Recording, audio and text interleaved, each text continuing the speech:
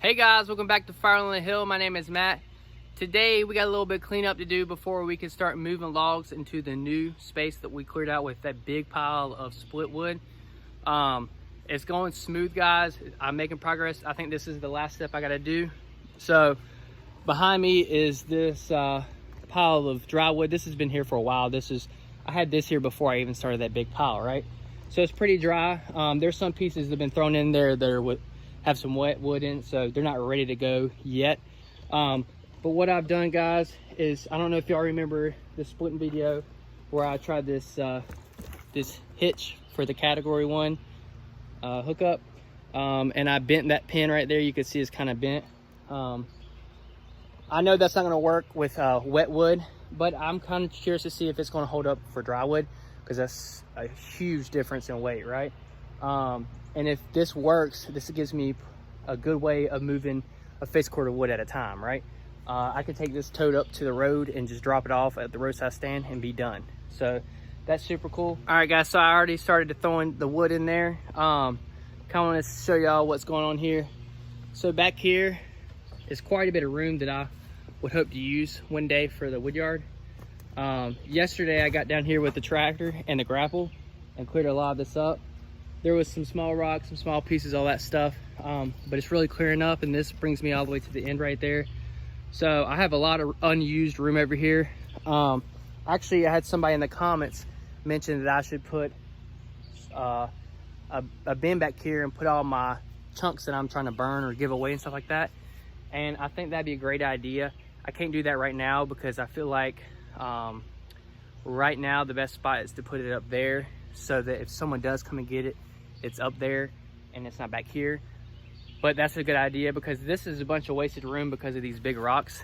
Here, I'll show you the rocks, guys. So here's the rocks. I mean, these things are pretty big, and there's no telling how far or how deep in the ground they are. But I mean, there's little ones I can get rid of, but there's 3 big ones right here. Here's another one. If I could get this cleared out and kind of level this off, guys, we got quite a bit of room right there, right? So that's pretty cool. And then this wood right here, I'm gonna take and I'm gonna start making piles here, like put a pile here, pile there, and pile there, and I'll start stacking logs that way, because the tree guys don't come down here much because it just gets really muddy. I mean, during the summer it won't be bad because this will all be dry, but in the winter months they can't get down here or they get stuck, right? So I could use this area down here to store wood as well. The main thing right now, guys, is to store wood, because the tree service will slow down. That means I won't have any wood coming in, but if I stack it and hold it, I got it later, right? So that's the plan for this right now. Anything can change because it changes all the time, but this right here is pretty flat as well. I think what I'm going to do is I'm going to get the pergola and a log splitter, and I'm going to move it back probably right here to this rock. That way I can get the conveyor here in here, so I don't have to move it every day. I mean, I could leave it there because the tree guys don't dump on the right side, but you never know. These tree guys, man, some of them come in and just tear stuff up. So it's better just to not give them the option to tear stuff up, right? All right, guys, so that's the plan. Let's get to chucking some wood.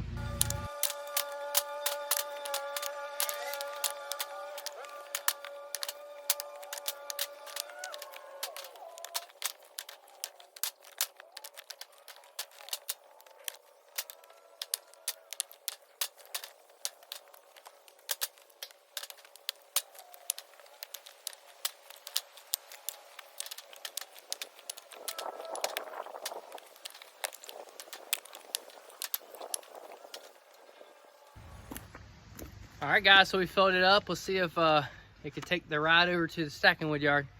We'll see.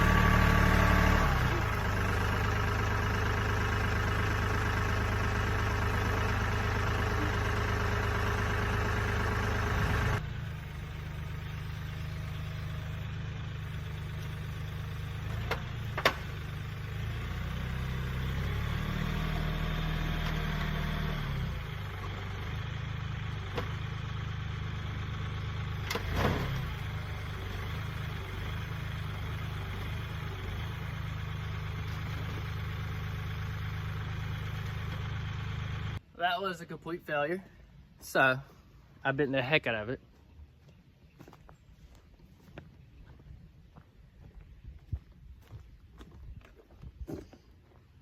Yeah, that thing's torqued now.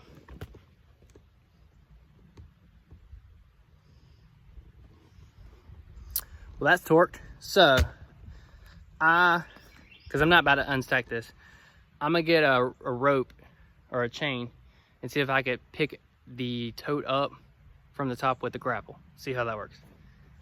I tried, what I did, guys, is the problem is the thing just kept leaning down like that. So I figured if I backed up the hill, that would help with the lean, maybe lean back. But at that point it's too bent, so it didn't work. But I guess let me get a rope and see if I can pick it up. This right here is some redneck ingenuity. I wouldn't recommend for anybody to do this because it's probably not safe. I don't know the lifting capacity of all this stuff, but why am I here?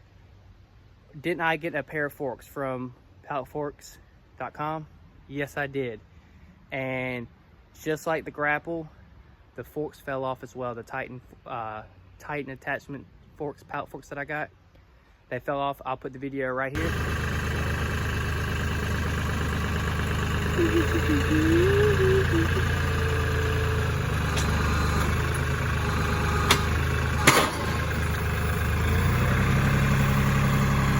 All right, guys, so y'all saw the problem. They did not stay on there, so I've shipped them back, waiting on my refund, and then I'm gonna get a pair of pallet forks from Kioti, because I reached out to Kioti to see if maybe there was something wrong with my tractor, but they said that not all pallet forks or grapples or attachments are universal for all tractors. So that's a lesson that I've learned. Luckily, Carolina Attachments took care of me, and I don't have to go to the return route and find something new, because I really like these.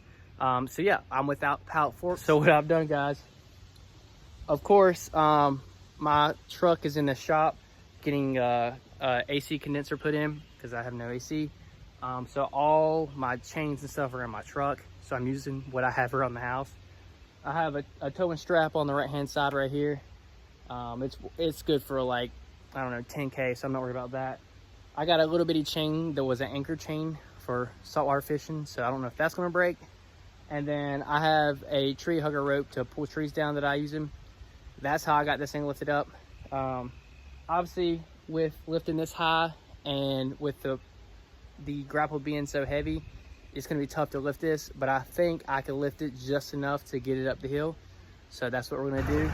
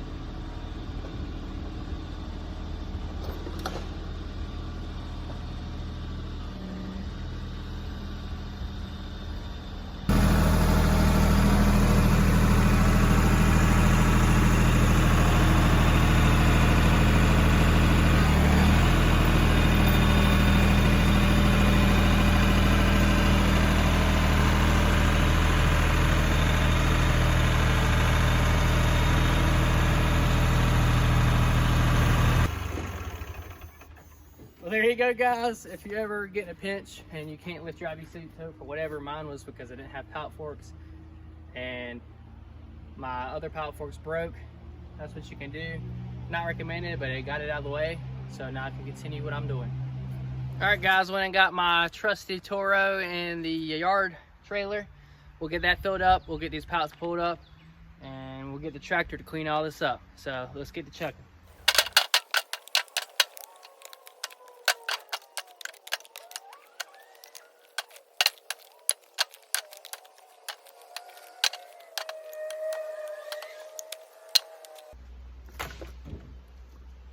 All right, we got the pallets all cleared off. Let's move the pallets.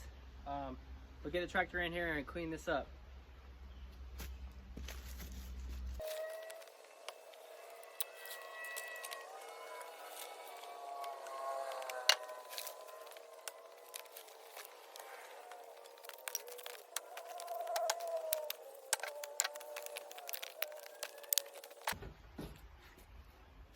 All right, so we got all the wood up, all the pallets out.